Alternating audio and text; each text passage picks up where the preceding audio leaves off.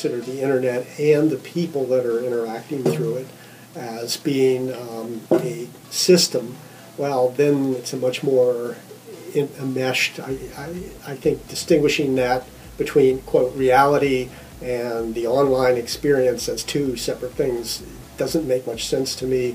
Seems to me the online experience is really part of reality. So my answer would be, I think that's a little exaggerated and stuff. I don't like the term, I guess is what I think the latter is probably more applicable because it kind of gives like the artificial intelligence or whatever is governing the software that you're running, like more information straight out of the physical world, so they kind of have more input to work with.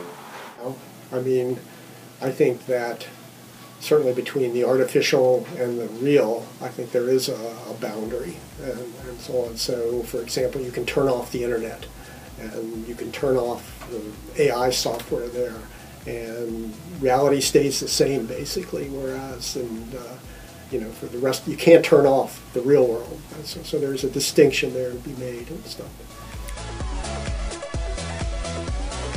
I think it's always going to be extremely hard to imitate human behavior because human behavior is so diverse and it's not really something that can be copied. But like, I think if we can get it, like artificial intelligence to kind of like a creativity of its own to kind of start becoming like its own person, then I guess that would be possible.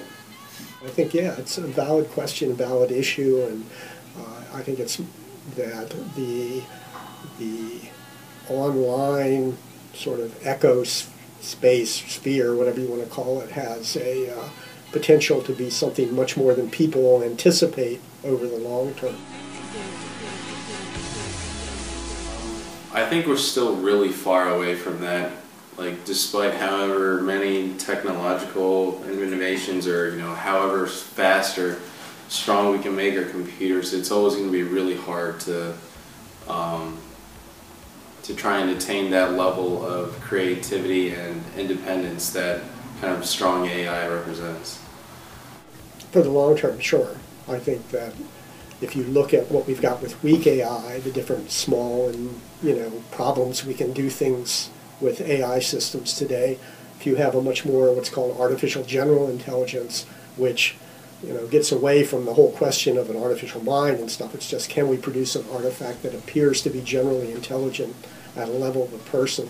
And the answer is yeah. I think that that's ultimately going to happen as computing power gets more powerful and AI, even weak AI techniques get stronger.